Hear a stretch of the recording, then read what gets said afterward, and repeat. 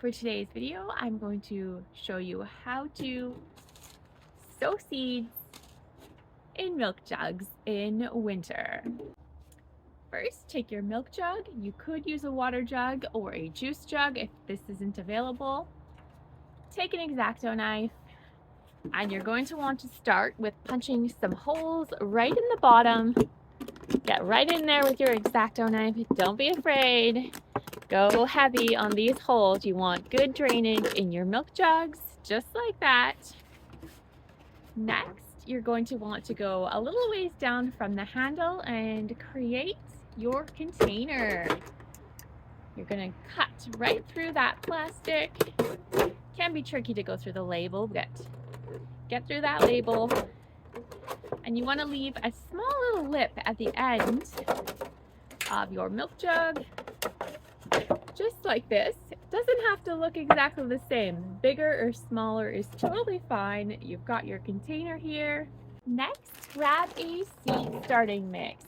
You want a real seed starting soil, not soil from your garden. It is much more lighter, more airy. Garden soil is more dense and your seeds won't germinate as well. So even if you're going to the local dollar store, I have used their seed starting mix before, totally fine. Grab some seed starting mix and pour that into your container. I'm just going to put some of the seed starting mix into my container here.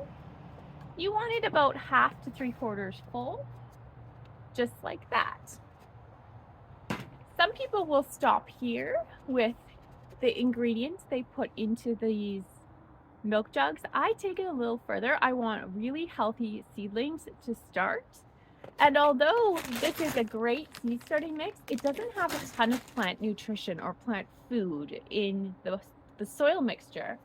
So I like to add a little bit of kelp meal to my containers. You don't have to use kelp meal, but for me, it's a pretty balanced formula. This is 102. I don't know a lot about the numbers, but plants love this stuff. So I just add about a handful and I mix that into the seed mixture here that we've got going on. You could use seaweed extract. I've done that before too. You could use some other soil amendment, but personally I would add a little bit of plant food of some kind to the soil. Your seedlings will get off to a better start than if you don't. Next, add your seeds. I'm going with bok choy, and I'm just going to open it up and put them in. If you want to know what you can plant for seeds in these containers, basically anything. I've done flowers, vegetables, they all do amazing. And I'm going to link at the end of this video a card that you can click on, which shows the results of some of my previous milk jug sewing videos. So you're going to want to check out that video at the very end here. Now, bok choy seeds are pretty small, and I'm actually going to put the whole package in here. I wouldn't do that if it was a squash or a melon seed or a cucumber. I would do 5 or 6. But these seeds are pretty small, and they will need thinning, but I'm going to go for the whole package. Now, that is optional. Do what you like. I'm just going to cover it up lightly with the soil. And next, I'm going to add vermiculite.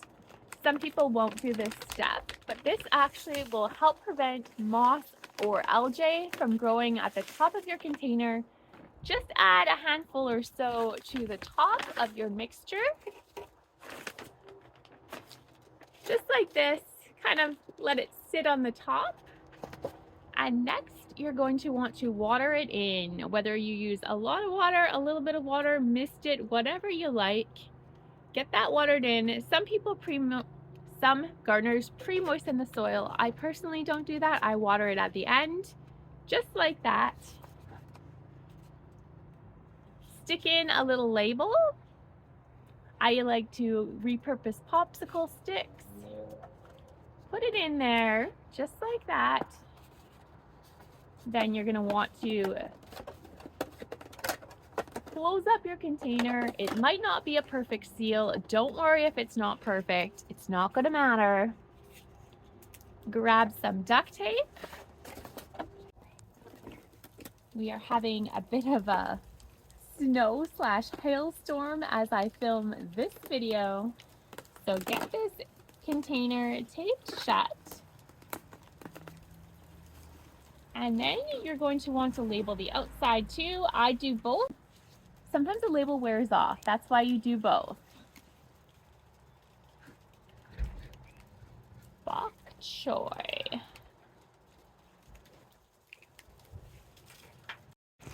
Now take your container to its forever home until it is a new seedling. This is where my bok choy is going to live amongst all these other containers. I've got a whole bunch of stuff started here. There's mustard greens, lettuce, cucumbers, tomatoes, honeydew.